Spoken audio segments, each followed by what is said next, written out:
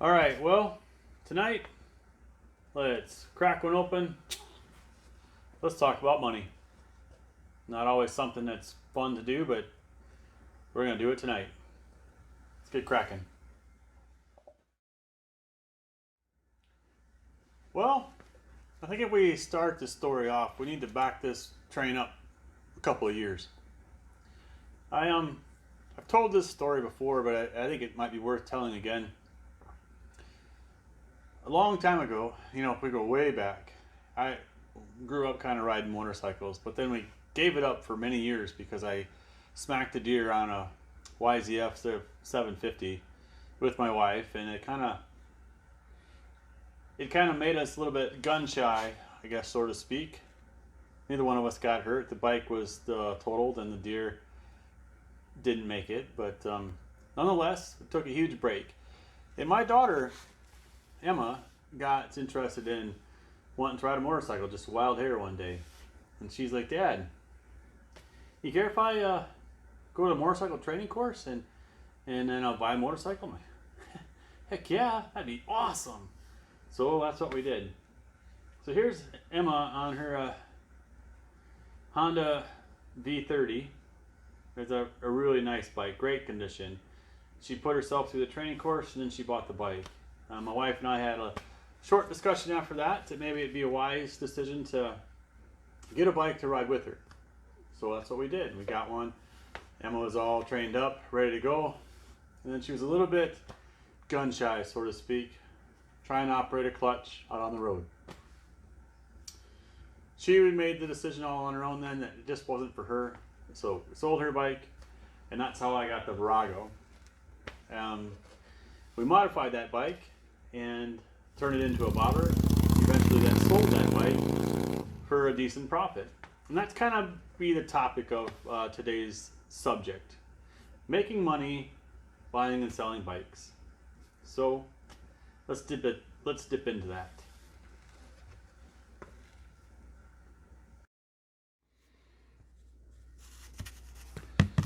Right. So we sold the Virago.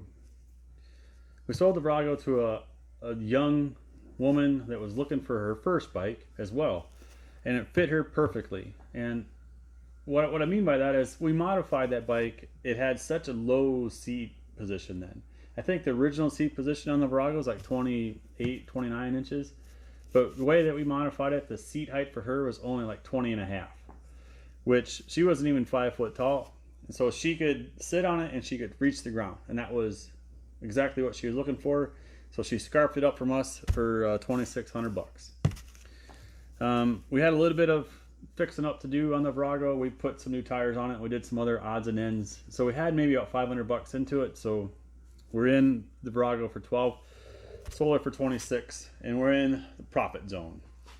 So right away what we did was we paid the house back. So basically paid ourselves. And moving forward, everything that we did from there, we used the money that we made from that bike to purchase new bikes and parts and whatever else we're going to need and operate this system, the bike buying function of Ace Cafe Bikes, in the black from the very beginning.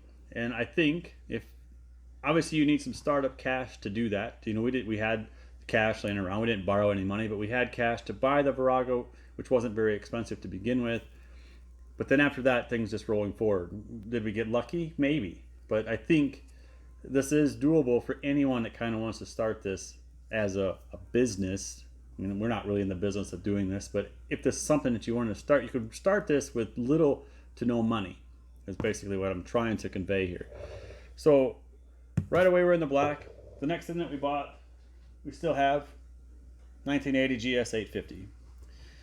That was a good running, mechanically sound motorcycle, and I immediately had the bug for modification. So I thought we're just going to dive right in, and we did. And we turned the GS850 into my conceptual idea of what a cafe bike looks like, which is that. It really hasn't been modified that much. I mean, we essentially could go back to stock. All we really did was change the handlebars, put on some different lighting, and modify the seat. And then the seat position makes it look completely different, in my opinion. but we didn't modify the frame enough that we could never go back to stock. We chopped some off the back of the frame, but the stock seat still fits on it, so it could go back, I guess. I don't have a plan for that. In fact, I don't think I'll ever sell that bike or change it from the way it is now.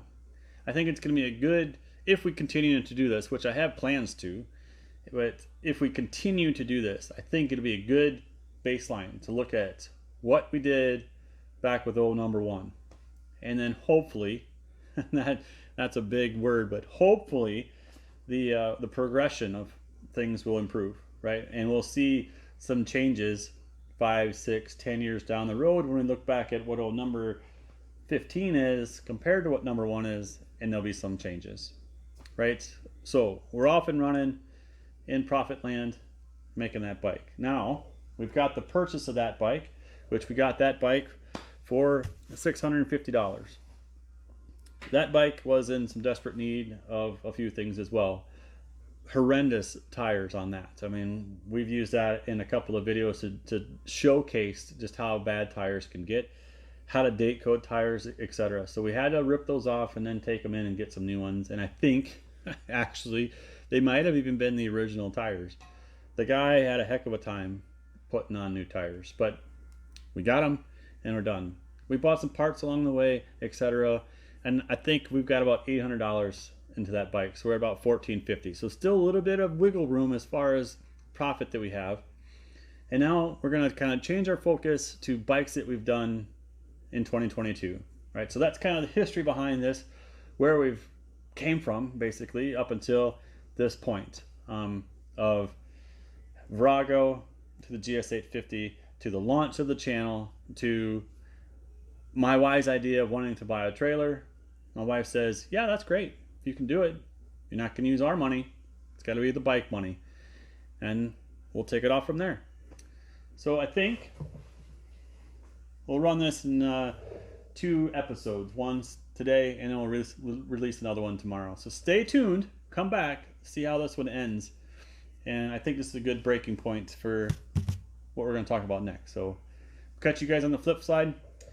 Have a great night. We'll see you back here tomorrow. Cheers.